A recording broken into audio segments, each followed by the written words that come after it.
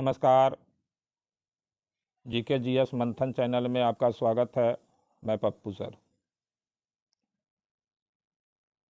Economics यानी अर्थशास्त्र के सबसे महत्वपूर्ण चैप्टर आर्थिक नियोजन और आर्थिक नियोजन के तहत भारत में चलाए जा रहे पंचवर्षीय योजना से संबंधित दूसरा वीडियो प्रस्तुत किया जा रहा है। पहला प्रश्न है, भारत में गरीबी हटाओ का नारा किस पंचवर्षीय योजना के अंतर्गत दिया गया? ए दूसरी, बी प्रथम, सी पाँचवीं, डी चौथी। इसका सही उत्तर है सी, पाँचवीं पंचवर्षीय योजना के अंतर्गत।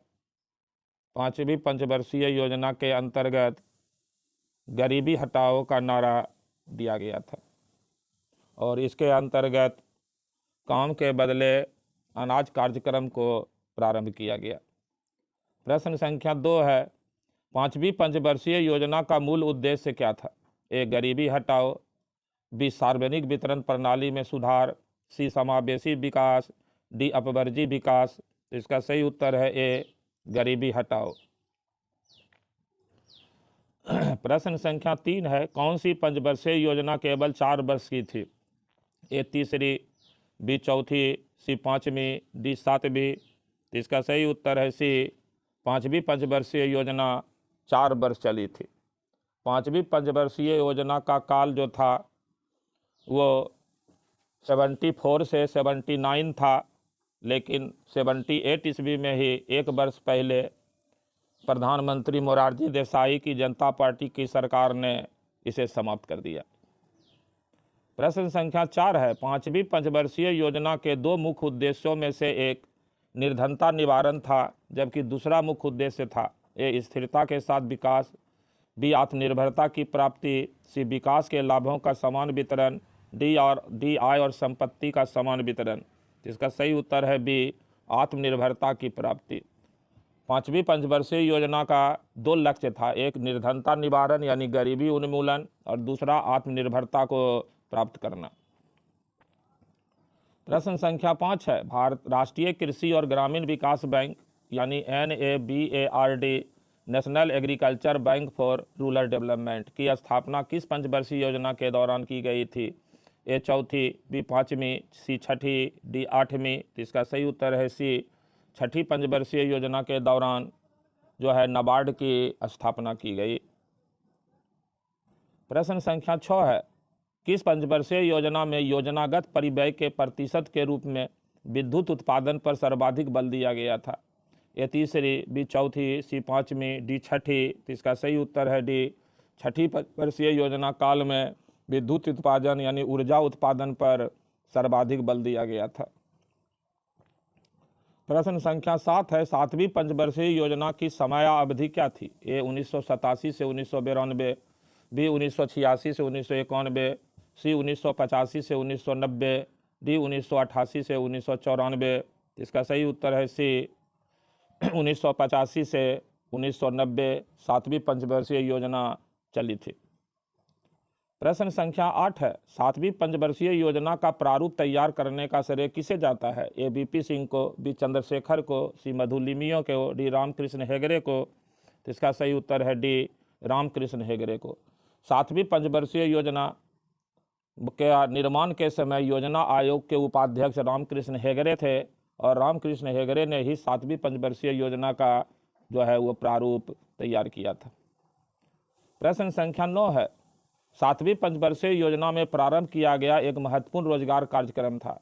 ए JRY यानी Jawahar Rozgar Yojana, B INREP national rural employment programme, C IRDP यानी integrated rural development programme, TRYSEM TRYSEM. तो इसका सही उत्तर है ए JRY यानी जवाहर रोजगार योजना सातवीं पंचवर्षीय योजना में प्रारंभ की गई थी। इस समय प्रधानमंत्री राजीव गांधी थे। प्रश्न संख्या 10 है, आठवीं पंचवर्षीय योजना की अवधि थी। ए 1980 से 85, बी 1982 से 87, सी 1985 से 90, डी 1992 से 1997। तो इसका सही उत्तर है डी 1992 से 1997। आठवीं पंचवर्षीय योजना 2 वर्ष लेट से हुई थी। 1985 से 1990 तक 7वीं पंचवर्षीय योजना चली थी, लेकिन 1990 में 8वीं पंचवर्षीय योजना प्रारंभ नहीं हुई। 2 वर्ष के बाद 1992 से 1997 में तक ये 8वीं पंचवर्षीय योजना चली। प्रश्न संख्या 11 है, 8वीं पंचवर्षीय योजना का नवीन प्रारूप किसके निर्देशन में तैयार किया गया था? ए मोहन धारिया, बी प्रणब मुखर्जी, सी सुब्रमण्यम स्वामी, डी कमल मोरारका। तो इसका सही उत्तर है बी प्रणब मुखर्जी की अध्यक्षता में 8वीं पंचवर्षीय योजना का प्रारूप तैयार किया गया था। प्रश्न संख्या 12 है, निम्नलिखित में से किस पंचवर्षीय योजना में आर्थिक समृद्धि की दर अपने लक्ष्य से अधिक रही? ए 4वीं, बी 5वीं, सी 8वीं, डी 9वीं। तो इसका सही उत्तर है सी 8वीं पंचवर्षीय योजना में जो लक्ष्य निश्चित किया गया था उससे अधिक की प्राप्ति हुई थी। प्रश्न संख्या 13 है, वह पंचवर्षीय योजना जिसका 4 सरकारों ने अपने अपने तरीके से प्रारूप तैयार किया था, वह पंचवर्षीय योजना कौन थी? ए 4वीं, बी 5वीं, सी 7वीं, डी 8वीं। तो इसका सही उत्तर है डी 8वीं पंचवर्षीय योजना जो 1992 से 1997 ईस्वी तक चली। इसका प्रारूप 4 सरकार अपने अलग अलग तरीके से किया था। 1992 से 1997 के बीच जेके जो सरकार थी उसमें 92 में जब बना था उसमें प्रधानमंत्री पीवी नरसिंह राव की सरकार थी। फिर 96 ईस्वी में जो है अटल बिहारी वाजपेयी की सरकार बनी। फिर 96 ईस्वी में ही प्रधानमंत्री जो है चंद्रशेखर की सरकार बनी और फिर 96 ईस्वी में ही HD देवगौड़ा की सरकार बनी। प्रश्न संख्या 14 है, 9वीं पंचवर्षीय योजना की अवधि थी। ए 1 अप्रैल 97 से 31 मार्च 2002, बी 1 अप्रैल 99 से 31 मार्च 2004, सी 1 जनवरी 97 से 31 मार्च 2002, डी 1 जनवरी 99 से 31 मार्च 2004। इसका सही उत्तर है 1 अप्रैल 1997 से 31 मार्च 2002 9वीं पंचवर्षीय योजना की अवधि थी। प्रश्न संख्या 15 है, 9वीं पंचवर्षीय योजना में प्राथमिकता दी गई थी। ए न्यायपूर्ण वितरण एवं समानता के साथ विकास, बी ग्रामीण विकास, सी औद्योगिक विकास, डी यातायात विकास। तो इसका सही उत्तर है ए न्यायपूर्ण वितरण एवं समानता के साथ विकास। ये 9वीं पंचवर्षीय योजना का प्राथमिकता था। प्रश्न संख्या 16 है, 9वीं पंचवर्षीय योजना के प्राथमिकता के क्षेत्र थे। ए पर्याप्त उत्पादक रोजगार पैदा करना, बी मूल्यों में स्थायित्व रखते हुए आर्थिक विकास की गति को तीव्र करना, सी न्यायपूर्ण वितरण एवं समानता के साथ विकास, डी इनमें से सभी। इसका सही उत्तर है डी इनमें से सभी। 9वीं पंचवर्षीय योजना का ये तीनों प्राथमिकता था, ए बी और सी। प्रश्न संख्या 17 है, 10वीं पंचवर्षीय योजना की अवधि थी। ए 2002 से 2005, बी 2001 से 2006, सी 2002 से 2007, डी 2003 से 2008। तो इसमें 17 का आंसर है सी 2002 से 2007 10वीं पंचवर्षीय योजना की कार्य अवधि थी। प्रश्न संख्या 18 है, 10वीं पंचवर्षीय योजना 2002 से 2007 के दौरान किस वर्ष भारत में आर्थिक वृद्धि दर सबसे अधिक रही? ए 2002 से 2003, बी 2003 से 2004, सी 2004 से 2005, डी 2005 से 2006। तो इसमें कोई भी विकल्प सही नहीं है, इस प्रश्न को डिलीट कर देते हैं। प्रश्न संख्या 19 है, 10वीं पंचवर्षीय योजना के दौरान किस वर्ष भारत में आर्थिक वृद्धि दर सबसे अधिक रही? ए 2003-04, बी 2004-05, सी 2005-06, डी 2006-07। इसका सही उत्तर है डी 2006-2007 में सबसे अधिक वृद्धि दर 10वीं पंचवर्षीय योजना में रही। प्रश्न संख्या 20 है, 11वीं पंचवर्षीय योजना की अवधि के लिए निम्न में कौन सा सही है? ए 1 जनवरी 2005 से 31 दिसंबर 2010, बी 1 जनवरी 2006 से 31 मार्च 2010, सी 1 जनवरी 2006 से 31 दिसंबर 2011, डी 1 अप्रैल 2007 से 31 मार्च 2012। इसका सही उत्तर है 1 अप्रैल 2007 से 31 मार्च 2012। भारत का वित्तीय वर्ष योजना वर्ष 1 अप्रैल से शुरू होता है और 31 मार्च को समाप्त हो जाता है। प्रश्न संख्या 21 है, निम्नलिखित में कौन सी पंचवर्षीय योजना सही नहीं है? ए प्रथम 1951 से 56, बी द्वितीय 56 से 61, सी तृतीय 61 से 66, डी चतुर्थ 66 से 71। तो इसका गलत उत्तर है, इसका सही नहीं है डी चतुर्थ पंचवर्षीय योजना 1966 से 71। चतुर्थ पंचवर्षीय योजना 1969 से 1974 ईस्वी तक चली थी। प्रश्न संख्या 22 है, सामुदायिक विकास कार्यक्रम का प्रारंभ किस वर्ष किया गया? ए 1950, बी 1952, सी 1951, डी 1953। तो इसका सही उत्तर है बी 1952 ईस्वी में सामुदायिक विकास कार्यक्रम का प्रारंभ किया गया 2 अक्टूबर 1952 ईस्वी को। प्रश्न संख्या 23 है, आत्मनिर्भरता किसका मुख्य उद्देश्य था? ए चौथी योजना का, बी सातवीं योजना का, सी तीसरी योजना का, डी छठी योजना का। तो इसका सही उत्तर है बी सातवीं योजना का मुख्य उद्देश्य आत्मनिर्भरता की प्राप्ति थी। प्रश्न संख्या 24 है, किस पंचवर्षीय योजना में भारत की कृषि वृद्धि दर सर्वाधिक रही है? ए 9वीं पंचवर्षीय योजना, बी 10वीं पंचवर्षीय योजना, सी चौथी पंचवर्षीय योजना, डी तृतीय पंचवर्षीय योजना। तो इसका सही उत्तर है सी चौथी पंचवर्षीय योजना में कृषि विकास दर सर्वाधिक रही है। प्रश्न संख्या 25 है, 11वीं पंचवर्षीय योजना की अवधि में रोजगार के कितने नए अवसर सृजित करने का लक्ष्य निर्धारित किया गया था? ए 4 करोड़, बी 5 करोड़, सी 7 करोड़, डी 10 करोड़। तो इसका सही उत्तर है सी 7 करोड़ जो है रोजगार सृजित करने का लक्ष्य 11वीं पंचवर्षीय योजना में निश्चित किया गया था। प्रश्न संख्या 26 है, 11वीं पंचवर्षीय योजना में निरूपित समावेशी विकास निम्नलिखित में से किस एक को सम्मिलित नहीं करता है? ए गरीबी में कमी लाना, बी रोजगार अवसरों का विस्तार करना, सी पूंजी बाजार का असशक्तिकरण करना, डी लिंग असमानता में कमी लाना। इसका सही उत्तर है सी पूंजी बाजार का असशक्तिकरण करना।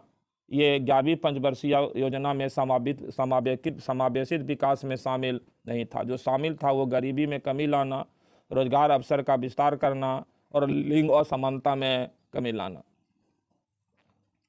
प्रश्न संख्या 27 है, भारत की पंचवर्षीय योजना के संदर्भ में औद्योगिकीकरण का ढांचे में परिवर्तन के अंतर्गत भारी उद्योग का महत्व कम करते हुए आधारिक संरचना यानी इंफ्रास्ट्रक्चर पर बल देने की शुरुआत किस योजना से की गई थी? ए चौथी योजना, बी छठी योजना, सी 8वीं योजना, डी 10वीं योजना। तो इसका सही उत्तर है बी छठी योजना। दूसरी पंचवर्षीय योजना में जो है हैवी इंडस्ट्री यानी भारी उद्योग पर बल दिया गया था, लेकिन छठी पंचवर्षीय योजना में परिवर्तन करते हुए संरचनात्मक उद्योग यानी इंफ्रास्ट्रक्चर के डेवलपमेंट पर बल दिया गया। प्रश्न संख्या 28 है, निम्नलिखित योजनाओं में से भारत में उच्चतम वृद्धि दर किस योजना में रही? ए 8वीं योजना, बी 9वीं योजना, सी 10वीं योजना, डी 11वीं योजना। तो इसका सही उत्तर है डी 11वीं योजना में सर्वाधिक वृद्धि दर अभी तक अर्जित की गई है। प्रश्न संख्या 29 है, अर्थव्यवस्था के विकास के लिए केंद्रीकृत नियोजन सर्वप्रथम कहाँ अपनाया गया? ए पूर्व सोवियत संघ, बी पोलैंड, सी चीन, डी भारत। तो इसका सही उत्तर है ए पूर्व सोवियत संघ यानी आज के रूस में पहला केंद्रीयकृत नियोजन अर्थव्यवस्था को प्रारंभ किया गया था, क्योंकि पूर्व सोवियत संघ यानी सोवियत संघ आज का रूस दुनिया का पहला समाजवादी अर्थव्यवस्था का देश था। प्रश्न संख्या 30 है, भारत में योजना अवधि में कितनी बार योजना अवकाश आया है? ए 2, बी 3, सी 4, डी 5। तो इसका कोई भी विकल्प सही नहीं है। भारत की योजना अवधि में अब तक जितना बार योजना अवकाश आया है उसमें कुल संख्या अगर देखें तो 1966 से 69 3 वर्ष रहा, फिर 1990 से 1992 2 बरस, कुल 5 बरस, और फिर 2017 से 2023 2017 से 2023 हो गया आपका जाकर के 7 बरस। तो 7 बरस और 5 बरस कुल 12 बरस योजना अवकाश रहा है। तो इसका विकल्प होना चाहिए था 12 और यही सही होगा। इसको योजना अवकाश का काल कहते हैं। प्रश्न संख्या 31 है, भारतीय नियोजन काल का कौन सा दशक कृषि उत्पादन की दृष्टि से सर्वाधिक सफल माना जाता है? ए 1950 का दशक, बी 1960 का दशक, सी 1970 का दशक, डी 1980 का दशक। तो इसका सही उत्तर है डी 1980 के दशक में भारत में कृषि उत्पादन सबसे अधिक हुआ है। कृषि उत्पादकता की दृष्टि से 1980 से 1990 का 10 वर्ष का जो समय है वो सबसे सफल माना जाता है। प्रश्न संख्या 32 है, निम्नलिखित कथनों पर विचार कीजिए। पहला, चौथी पंचवर्षीय योजना प्रवर्तक स्थगित किया गया था और उसके स्थान पर 1966 से 69 में 3 वार्षिक योजनाएं चलाई गई थी। दूसरा, 5वीं पंचवर्षीय योजना 1 वर्ष पूर्व ही समाप्त कर दी गई थी। तीसरा, 8वीं पंचवर्षीय योजना का प्रारंभ 1990 की जगह 1992 में हुआ। इनमें से कौन सा कथन सही है? ए 2 और 3, बी 1 और 2, सी 1 और 3, डी 1, 2 और 3। तो इसका सही उत्तर है डी 1, 2 और 3। ये तीनों विकल्प सही है। प्रश्न संख्या 33 है, नीति आयोग का गठन किस वर्ष किया गया? ए 2011, बी 2012, सी 2013, डी 2015। तो इसका सही उत्तर है डी 2015 ईस्वी को भारत सरकार का एक प्रस्ताव यानी केंद्रीय कैबिनेट के एक प्रस्ताव के द्वारा नीति आयोग का गठन किया गया और नीति आयोग पूर्व के योजना आयोग का स्थान लिया है। प्रश्न संख्या 34 है, भारत में योजना आयोग ब्रैकेट में नीति आयोग का गठन हुआ था। तो योजना आयोग का गठन पूछ रहा है।